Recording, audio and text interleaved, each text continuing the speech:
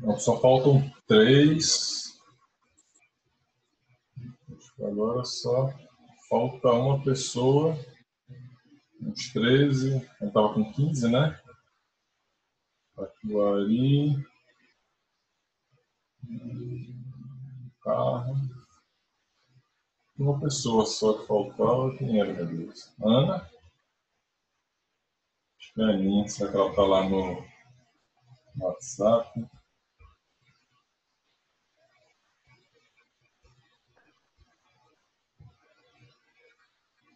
Bom, daqui a pouco ela não falou nada, daqui a pouco ela entra. Então, aí você pode continuar com a sua exposição e aí a gente depois passa a palavra para os colegas.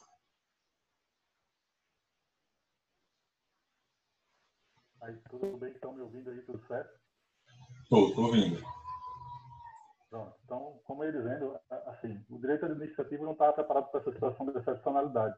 Então, nem a própria lei de licitações e contratos dispõe de ferramentas para o gestor, né, naquilo que diz respeito à revisão desses contratos, enfim, é tudo que vai ser enfrentado a partir de agora. Até porque o que a gente tem aí é só a supressão de contrato, né, do valor do quantitativo de contrato, a suspensão do contrato pelo prazo de até 120 dias, uma aplicação de sanções. Mas essas situações aí não são as melhores. A gente precisa aqui diferenciar o que seriam os contratos administrativos puros, né, ditos puros, ou aqueles que envolvem mão de obra terceirizada, e aí dentro desses que envolvem mão de obra terceirizada, os aspectos de utiliza revisão e desses contratos, a gente tem que levar em considerações, inclusive, as medidas provisórias 927 e 936, que foram publicadas recentemente, com algumas saídas relacionadas aos empresários, né, aos empregadores, e aí podem minimizar os custos, enfim. Um dos textos enviados era do Marçal Justin Filho, e uma das primeiras, acho que a segunda ou terceira questão do texto, falava sobre a falta de recurso, né, que os administradores enfrentariam para a questão das aquisições, manutenção desses contratos, e a gente está vendo agora que, de fato, essa dificuldade existe, né, principalmente no âmbito dos municípios, aqui para a nossa realidade, por conta da diminuição do repasse do SPM e do próprio ICMS. Marçal, em outro texto também do Rodrigo Pirotti, que foi enviado aqui no grupo de estudos, algumas soluções estratégicas foram colocadas, né? Como a criação de um comitê de gestão de crise, a elaboração de um comitê, um regime de fiscalização diferenciado, e outra comissão também que pode ser instituída é a comissão de reporte ao controle externo, que aí fecharia esse ciclo de acompanhamento e comunicação legal, né, para que esses contratos possam ser mantidos dentro das realidades. Até porque, como a gente já tinha falado naqueles outros vídeos lá, o artigo 37, inciso 21 da Constituição, diz que, ressalvados os casos especificados na legislação, as obras, compras, serviços de engenharia, alienações, são contratados mediante processo de licitação pública que asseguram a igualdade de condições a todos os concorrentes, né, com cláusulas que estabelecem obrigações de pagamento mantidas as condições iniciais da proposta. Por sua vez, o artigo 65, inciso 2 da linha D da Lei 8666, também traz essa possibilidade, né, de esses contratos serem modificados quando aquilo que for pactuado entre as partes necessitar de ser restabelecido ao status quo, né? E quando inicialmente os encargos do contratado e a retribuição da administração for injusta, dessas questões de contratação, remuneração de obra, fornecimento, enfim, pode ser solicitado o equilíbrio econômico e financeiro desses contratos. Inclusive, no próprio texto, o Rodrigo Pirotti defende que o desequilíbrio econômico e financeiro do contratado, decorrente dessas consequências de Covid-19, que onerem essas empresas, né, impõe a revisão desses valores pela administração pública. Então, a gente estava no período de SPIN, de janeiro a março, que é a Emergência de Saúde Pública de Importância Nacional, depois passou a ser o status de pandemia, né? E esse status de pandemia levou essa questão de isolamento, de quarentena, isso trouxe uma série de consequências, empresas diminuíram o número de funcionários começaram a faltar, por conta de se enquadrarem possivelmente em grupos de risco ou por conta do próprio medo. Então, empresas tiveram que fazer aí, outros colaboradores tiveram que fazer hora extra para cobrir a mão de obra de outros colegas, insumos que são vinculados ao dólar ou que realmente sofreram uma alta em decorrência dessa pandemia. Tudo isso deve ser levado em consideração para que esses contratos com a administração pública possam ser mantidos, né? É uma outra concepção que a gente achou aí de forma uníssona. O interessante é que, para a situação não ser agravada ainda mais, esses contratos, na medida do possível, claro, sejam mantidos, até porque um outro processo licitatório, um outro regime, um outro tipo de contratação oneraria ainda mais os cofres públicos daqui a pouco tempo, ou ainda que seja mais lá na frente. Então, o interessante é que esses contratos sejam mantidos, né? E a bola da vez aqui, o palco agora é para a atuação essencial do fiscal e do gestor de contratos, né? E dentro daquilo que eles estabelecem, e se a entidade estabelecer aí a comissão de reporte ao controle externo e a própria gestão contratual e as próprias entidades, essa comunicação ficará fácil para saber aí o que é que de fato pode ser revisado, o que é que de fato pode ser mantido, analisando aí as planilhas, enfim, com inclusive a ausência de penalização, salvo quando comprovada má-fé ou dolo aí da contratada, né? Eu até volto para o PL que o Dr. Ricardo tinha falado lá no início, que é quando o Comitê Nacional de Justiça e Controle, essa possível criação, essa ideia, né, para tratar desses litígios, o próprio Rodrigo Pirotti e o Marçal Justin Filho deixam claro que, no momento como esse, é necessário privilegiar a negociação com os fornecedores. A gente não tem um instrumento assim, de forma clara, né, de como essa negociação pode ser feita. A gente tem, claro, dentro de um processo administrativo, a gente tem a possibilidade de justificar, enfim, mas pautada na composição de capacidade de composição de interesses, priorizando a manutenção dos vínculos empregatícios, inclusive, a gente não tem, a gente não dispõe. Mas a situação do Covid agora trouxe todos esses entraves, não existe unicidade de opiniões, não existe, o direito administrativo não está preparado para essa situação. É uma situação tão excepcional que tem 2 semanas que quase que todos os dias saem legislações novas sobre situações, sobre casos. E, para a gente ter ideia, recentemente o governo federal lançou agora o auxílio e ninguém sabe nem, talvez saia amanhã um aplicativo para incluir a documentação, mas ninguém sabe nem como é que vai ser operacionalizado, né? Por onde eu envio a documentação, enfim. Então, tudo é muito excepcional, inclusive no que tange a revisão desses contratos.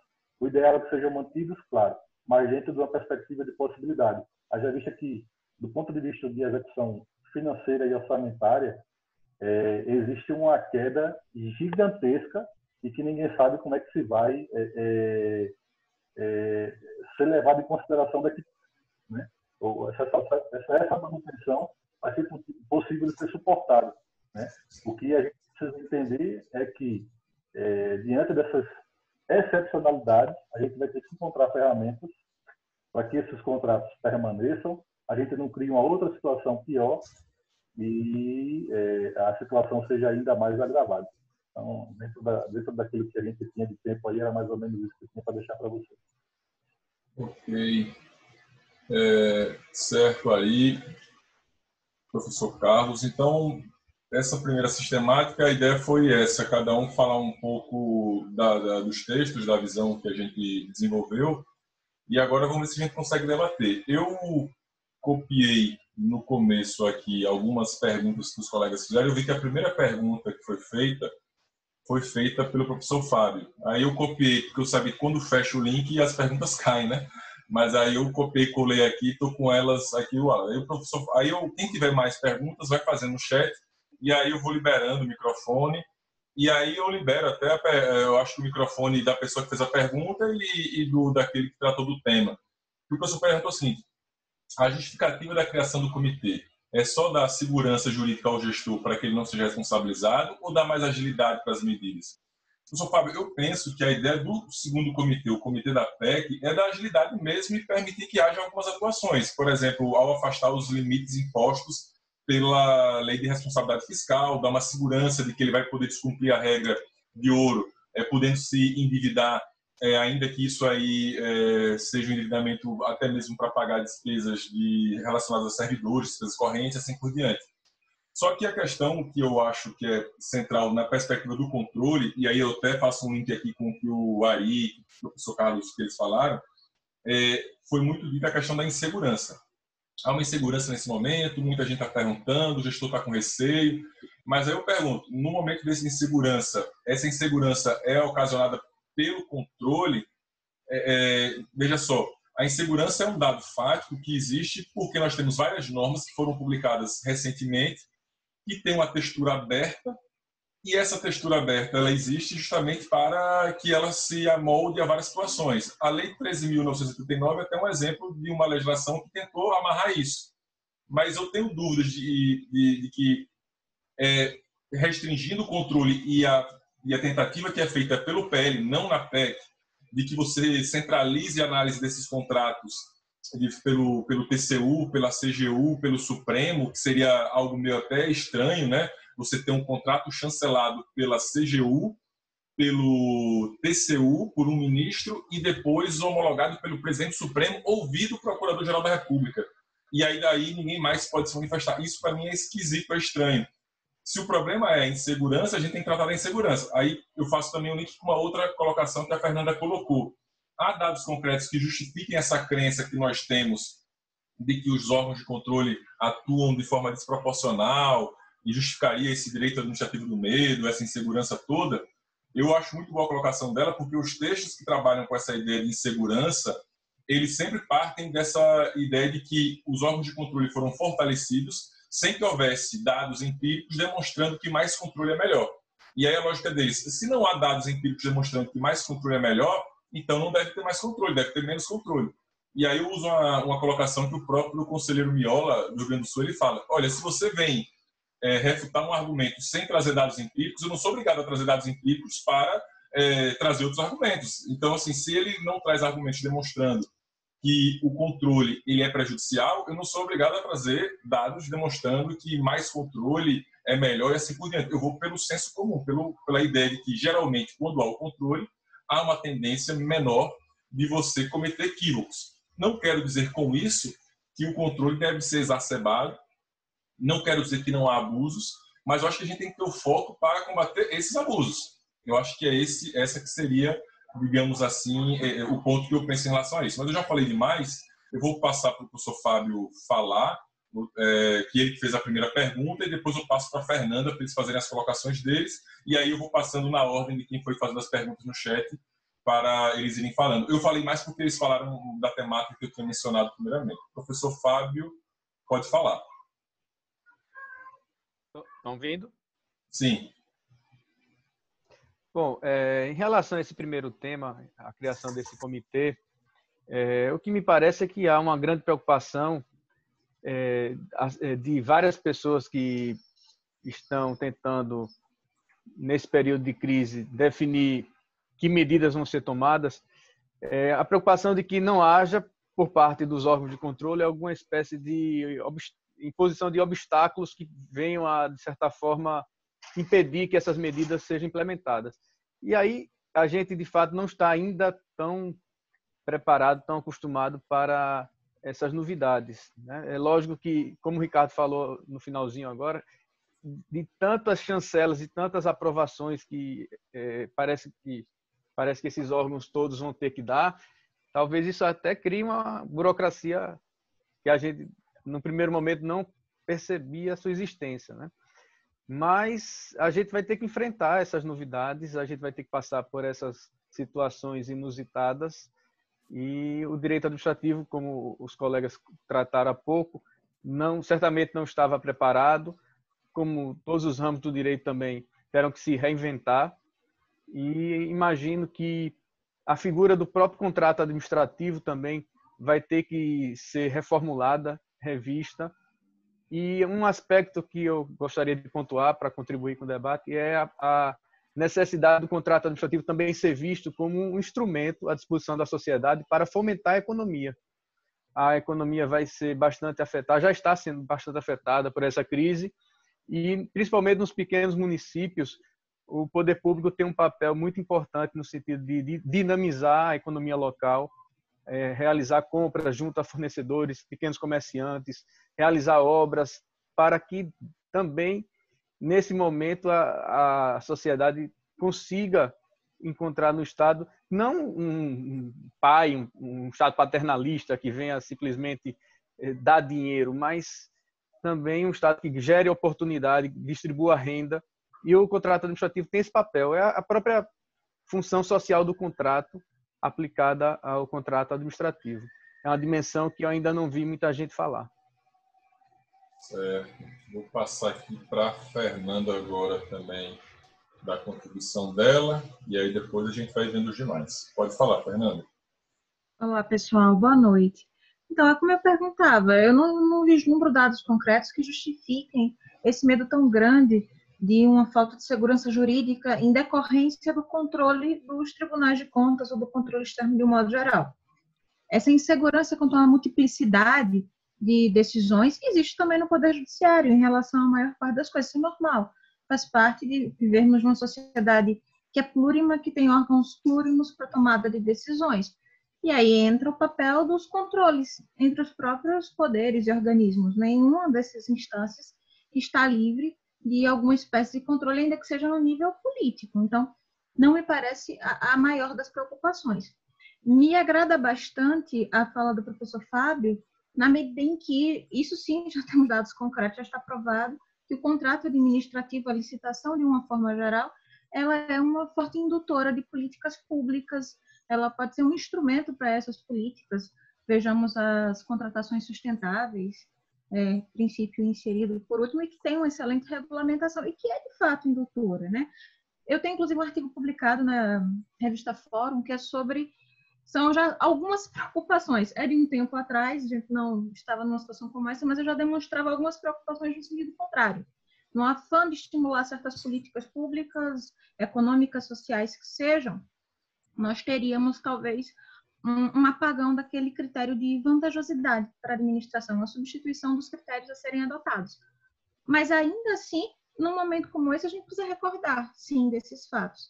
E penso que essa forma de controle que atravessa, pega o membro do judiciário, pega o membro da advocacia pública, pega o gestor do poder executivo, mistura todo mundo e, em certa medida, confunde, pode gerar entraves do ponto de vista até da separação de poderes.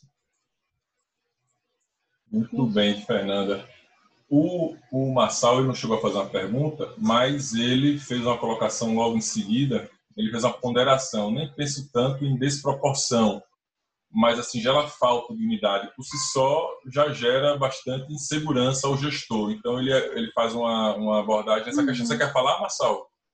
Quer que eu libere para... Pronto, vou liberar aqui, que aí ele pode complementar dentro dessa perspectiva dele.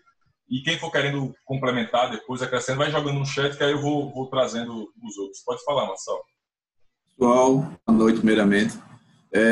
A questão que passa por quem faz a administração pública, pelo menos para mim, que integro já há algum tempo, é que você não tem uma unidade de decisão. Você, às vezes, tem uma conduta que deve adotar, e você tem os órgãos de controle com condutas com orientações díspares. Você tem o Ministério Público de Contas, que tem uma linha de raciocínio, você tem o Ministério Público Estadual, que tem outra, e você, às vezes, quer seguir alguma das linhas e, fatalmente, vai afrontar outra. Um estudo de caso, uma vez em um curso que eu fiz sobre licitações, a gente se deparou com um caso que o gestor ele não teve nenhum problema com o Tribunal de Contas, mas foi punido pelo STJ. Ou seja, ele agradou uma linha de raciocínio e fatalmente foi de encontro à outra. E essa situação, ela não é única. A gente não tem isso em apenas uma matéria. Se você vai para a lei de licitações e vai descendo ali os artigos, fatalmente você vai ter 10, 20 assuntos em que você vai ter essa falta de unidade de entendimento. E essa multiplicidade de entendimento é que traz a insegurança. Não é que o controle é ruim, ele é necessário. O nosso histórico, ele traz essa necessidade. O Brasil precisa de controle. A questão não é diminuir o controle, alijar o controle ou retirá-lo. A questão é que essa multiplicidade, pelo menos a meu ver, ela traz grandes prejuízos. Ela influencia o apagão das canetas, ela traz o direito administrativo do medo. Enfim, para mim, não é o controle que é o problema. Nunca foi, nunca vai ser. Para mim, é a multiplicidade de entendimentos que influenciam positivamente ou negativamente a administração pública. Certo, Marçal. Eu vou aproveitar dentro da mesma temática que tinha falado. Eu acho que o Joanes, ele também, deixa eu ver aqui, a Aninha antes falou, você não acha que a criação do comitê com diversos atores, inclusive de controle, não minimizaria conflitos futuros diante da insegurança? A Aninha, aparentemente, ela acha que a sistemática, me corrija, eu estou pelo que eu vi, sistemática de você criar essa chancela aí reunindo, talvez desse certo, porque teve sucesso em algumas atuações aqui do Estado. Deixa eu ver, acho que ela está na outra página aqui, a Aninha, cadê meu Deus? Ah, tá aqui, estou vendo. É que eu estou com a tela dividida. Só um parênteses, a questão desse comitê que eu vejo, assim, que eu estava mencionando, é o fato de ser um órgão de cúpula, né, e dessa limitação. Mas deixa a Aninha falar o que ela pensa, e aí ela dá a contribuição dela também. Pode falar. Eu não penso desse comitê como forma de controle e de chancela. Eu acho meio complexo, como você falou. O que eu penso é que se a gente pudesse criar eu faço pessoas, como a gente já fez em alguns processos vultosos no Estado, para que tratasse de algumas questões mais complexas, sem mitigar o controle futuro, ou sem fazer com que esses processos não pudessem ser, digamos assim, não pudesse ter o seu controle desenvolvido efetivamente, eu acho que minimizaria, primeiro, algumas questões sob o ponto de vista do entendimento, como o próprio colega falou, de vários atores de controle, tal como o Tribunal de Justiça, que eu acho que é uma superposição. Muitas vezes, como é que a gente pode falar? Os atores mesmo, eles funcionam de forma, muitas vezes, diversas, e isso causa para o gestor uma insegurança grande.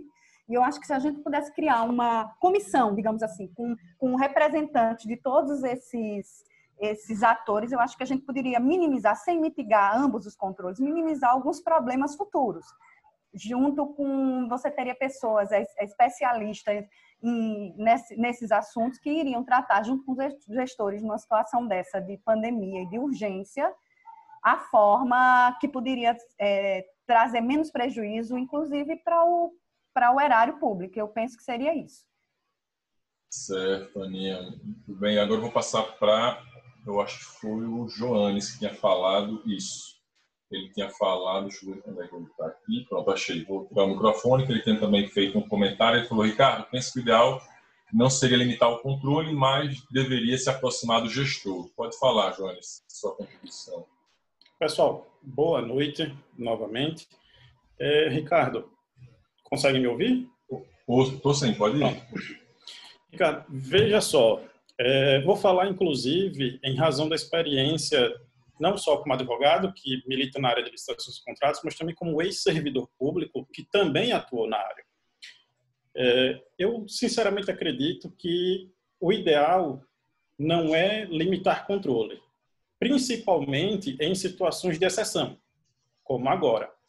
Penso que o ideal, na verdade, é uma maior proximidade dos órgãos de controle do gestor.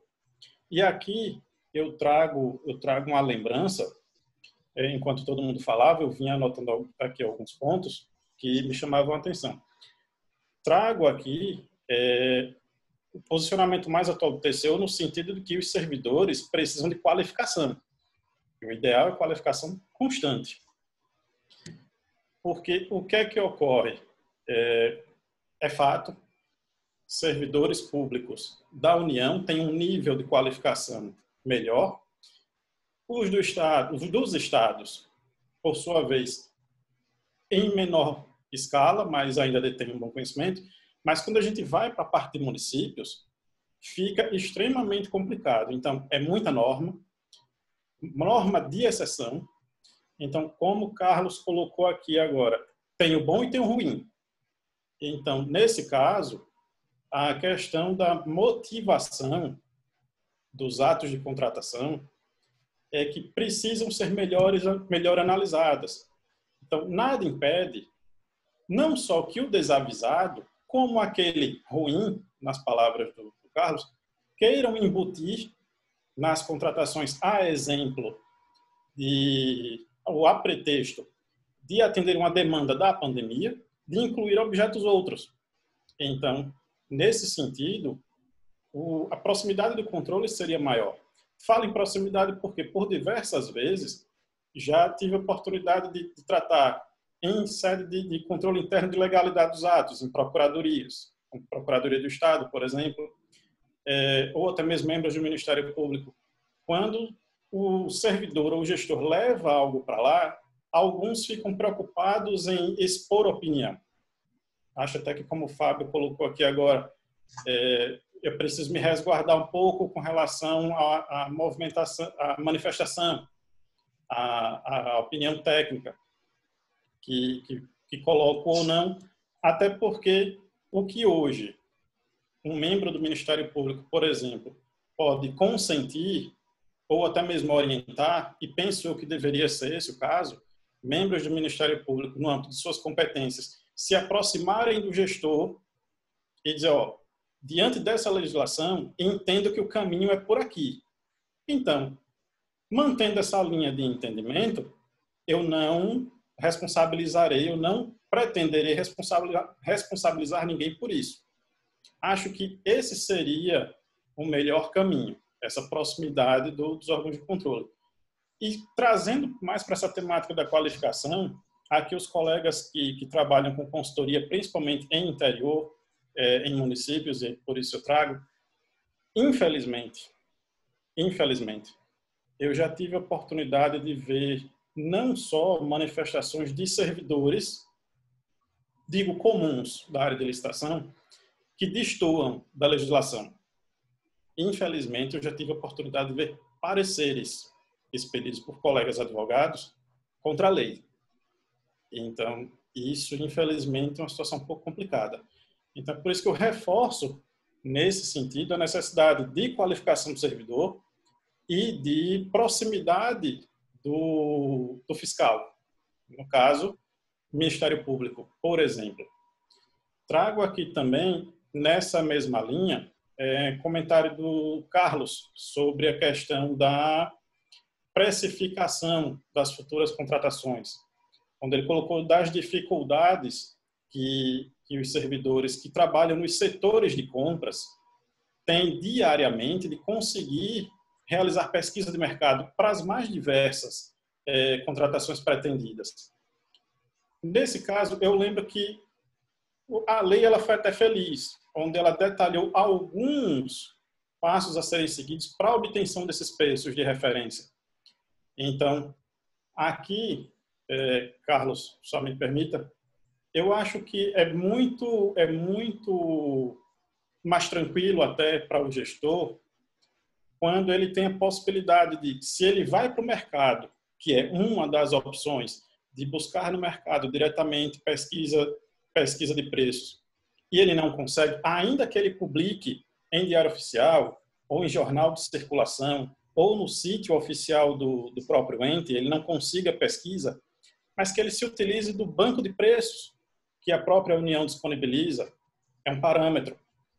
Principalmente nesse caso de saúde, o próprio banco de preços em saúde, salvo engano, recentemente o TCU decidiu que esses preços poderiam ser utilizados como referência nas contratações de medicamentos, por exemplo. Então, noto e volto mais uma vez para a questão da falta de qualificação, que o maior problema é falta de conteúdo nos autos dos processos administrativos. As pessoas, grosso modo, elas não gostam de escrever, elas não gostam de pesquisar e juntar o que pesquisaram. Então, entendo que essa também é uma dificuldade do controle de identificar o que é o bom que está equivocado ou o que é o mal, pela má instrução dos processos administrativos. Então, principalmente nesse ponto da pesquisa de mercado, entendo, Carlos, que o ideal é que, principalmente para quem orienta, que o servidor se guarneça o máximo possível, juntando as pesquisas, imprimindo, juntando nos autos, colacionando aos autos. Então, pelo menos para demonstrar boa-fé no sentido de que procurou. E aí, deixar o gestor resguardado e viabilizar o controle pelos órgãos competentes. E só para finalizar aqui a manifestação, trago aqui a questão do colega Ari também, quando ele fala sobre a manutenção dos contratos, principalmente em época atual. A gente precisa só ter em mente o seguinte: não vivemos só de contratos, temos preços registrados também. Então, não podemos esquecer que também há quem diga que ata de registros de preço não se reequilibram para cima. Então, há quem entenda que, em razão do interesse público, em razão da economicidade, no sentido de evitar uma nova licitação, de que seja até possível majorar um preço em ata de registro de preço. Mas há quem entenda que a lei não autoriza, que não há expressa disposição legal nesse sentido. Então, como compatibilizar essa questão da manutenção do contrato hoje, e principalmente, contrato e ata, e principalmente do ponto de vista de fato, ainda que do ponto de vista jurídico a gente consiga, mas do ponto de vista fático é complicado. Digo porque tenho cliente que atualmente foi extremamente demandado por diversos municípios em busca de um determinado produto que ele não tem. Ele já buscou com diversos fabricantes, com distribuidores. Ele não consegue, ele não tem. Não é nem a questão de ele manter e buscar um reequilíbrio. Nós orientamos, inclusive, a requerer o cancelamento do item nas atas, porque ele não tem, ele não conseguiu. Então, é preciso compatibilizar isso também do ponto de vista da situação atual. A gente precisa se preocupar com o que é jurídico, com o que é de fato, principalmente para quem orienta servidores ou gestores, né? É o que tem para o momento. Pronto, vejo o horário aqui adiantado. Joia. Eu vou passar aqui para o Rodrigo Fontan, que ele tinha levantado a mão. Veja, pessoal, vocês também têm uma opção que eu acho que até facilitaria, a gente pode pegar depois, de levantar a mão. A Aninha não gosta, ela é contra, já está... ela não tem essa opção. Tá, porque essa opção acho que acredito que ela aparece em celular ou é no computador, mas enfim, é uma opção também para quem quiser levantar aqui a mão virtual. Eu vou baixar a mão do Rodrigo aqui, já vou liberar o microfone para ele, para que ele faça as considerações dele. E a gente Rodrigo, a gente tem 7 minutos, não vai dar tempo.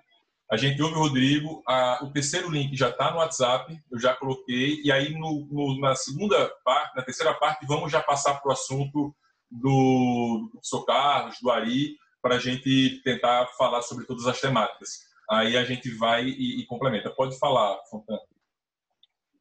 Pessoal, boa noite. Desculpe o atraso, porque nessa pandemia o cara é advogado, é gestor, é dono de casa, dá banho de menino, é uma confusão danada.